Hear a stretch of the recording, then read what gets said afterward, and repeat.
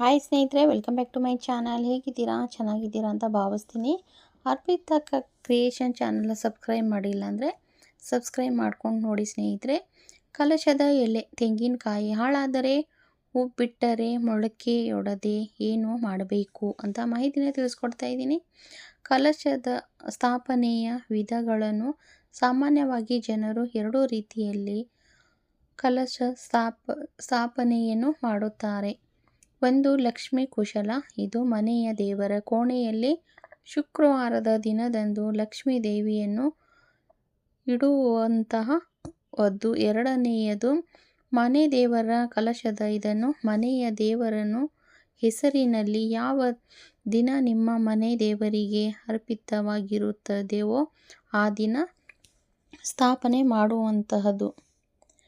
ಎಷ್ಟು ದಿನಗಳಿಗೊಮ್ಮೆ ಕಲಶದಲ್ಲಿರುವ ತೆಂಗಿನಕಾಯಿಯನ್ನು ಬದಲಾಯಿಸಬೇಕು? ಕಲಶವನ್ನು ಸ್ಥಾಪನೆ ಮಾಡಿದ 5 ದಿನಗಳೊಮ್ಮೆ ಅಥವಾ 15 ದಿನಗಳೊಮ್ಮೆ ಕಲಶವನ್ನು ಶುದ್ಧ ಮಾಡಬೇಕು. ಕಲಶದಲ್ಲಿ ಎಲೆ ಅಥವಾ ತೆಂಗಿನಕಾಯಿಯನ್ನು ತೆಗೆದು ಹೊಸದನ್ನು ಇಟ್ಟು ಕಲಶ ಸ್ಥಾಪನೆ ಮಾಡಬೇಕು. ಇಲ್ಲದ್ರೆ ಪ್ರತಿನಿತ್ಯವೂ ಕಲಶವನ್ನು ಅಲುಗಾಡಿಸದೆ ಕೆಲಸ ತೆಂಗಿನಕಾಯಿಯ ಮತ್ತು ಎಲೆಯನ್ನು ಮಾತ್ರ ಬದಲಾಯಿಸಬಹುದು.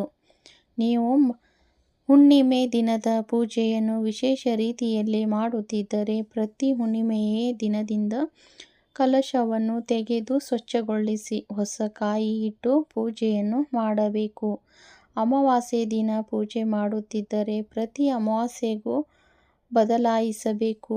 ಒಂದು ವೇಳೆ 6 ತಿಂಗಳುಗಳ ಕಾಲ ಕಲಶದಲ್ಲಿರುವ ತೆಂಗಿನಕಾಯಿಯನ್ನು ಚೆನ್ನಾಗಿಯೇ ಇದ್ದರೆ ಅದನ್ನು ಮತ್ತೆ ಕಲಶದಲ್ಲೇ ಇಟ್ಟು ಪೂಜೆಯನ್ನು ಮಾಡಬಹುದು.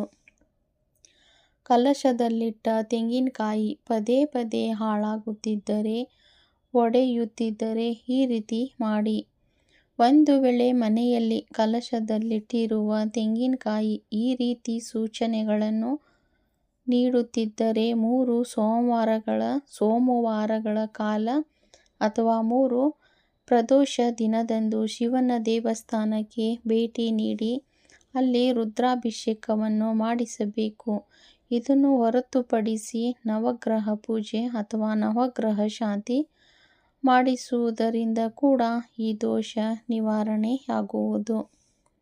ಕಲಶದಲ್ಲಿನ ತೆಂಗಿನಕಾಯಿಯಲ್ಲಿ ಹೂಗಳು ಮತ್ತು ಮೊಳಕೆ. ಕೆಲವೊಮ್ಮೆ ಕಲಶದಲ್ಲಿರುವ ತೆಂಗಿನಕಾಯಿ ಹೂ ಬರುವುದು ಅಥವಾ ಮೊಳಕೆ ಒಡೆಯುವುದನ್ನು ನೀವು ಗಮನಿಸಿರುತ್ತೀರಿ. ಇದನ್ನು ಅತ್ಯಂತ ಶುಭ ಅಥವಾ ಮಂಗಳಕರ ಸೂಚನೆಯೆಂದು ಪರಿಗಣಿಸಲಾಗುತ್ತದೆ. ತೆಂಗಿನಕಾಯಿಯಲ್ಲಿ ಈ ರೀತಿಯಾದರೆ ಅದು ನಿಮ್ಮ ಮನೆಯ ಧನ ಸಂಪತ್ತು ಹಾಗೂ ಸಮೃದ್ಧಿಯನ್ನು ತರುವ ಸೂಚನೆಯಾಗಿರುತ್ತದೆ. ಹೂವು ಬಂದಿರುವ ತೆಂಗಿನಕಾಯಿಯನ್ನು ಸೇವಿಸಬಹುದು ಅಥವಾ ಹೂವನ್ನು ತೆಗೆದು ಆ ಕಾಯಿಯನ್ನು ಸಿಹಿ ಅಡುಗೆಯಲ್ಲಿ ಬಳಸಿಕೊಳ್ಳಬಹುದು. ಅದು ಇನ್ನು ಮೊಳಕೆ ಬಂದಿರುವ ತೆಂಗಿನಕಾಯಿಯನ್ನು ಹಾಗೆ ನೆಲದಲ್ಲಿ ನೆಟ್ಟಿ ಈ ತೆಂಗಿನಕಾಯಿಯನ್ನು ತುಂಬ ವಯಸ್ಸಾದವರ ಕೈಯಲ್ಲಿ ನೆಡೆಸಬೇಕು. ಒಂದು ವೇಳೆ ಇದು ಸಾಧ್ಯವಾಗದೇ ಇದ್ದರೆ ಮೊಳಕೆ ಬಂದಿರುವ ತೆಂಗಿನಕಾಯಿಯನ್ನು ದೇವಸ್ಥಾನಗಳಿಗೆ ದಾನ ಮಾಡಿ ನೀಡಬಹುದು. ಇದು ಮನೆಯ ಅಭಿವೃದ್ಧಿಯ ಸೂಚಿಸುತ್ತದೆ. ನೋಡಿ ಸ್ನೇಹಿತರೆ, ಇವತ್ತಿನ ವಿಡಿಯೋದಲ್ಲಿ ತೆಂಗಿನಕಾಯಿ ಮೊಳಕೆ ಬಂದರೆ ಹೇಗೆ ಮಾಡುವಂಥದ್ದು ಮಾಹಿತಿನ ತಿಳಿಸ್ಕೊಟ್ಟಿದ್ದೀನಿ. ನಿಮಗೇನಾದರೂ ವಿಡಿಯೋ ಇಷ್ಟ ಆಗಿದ್ದರೆ ಸಬ್ಸ್ಕ್ರೈಬ್ ಮಾಡ್ಕೊಂಡು ನೋಡಿ ಅಂತ ಕೇಳ್ಕೊತೀನಿ. ನೆಕ್ಸ್ಟ್ ವಿಡಿಯೋದಲ್ಲಿ ಸಿಗ್ತೀನಿ ಸ್ನೇಹಿತರೆ. ತುಂಬ ಹೃದಯದ ಧನ್ಯವಾದಗಳು.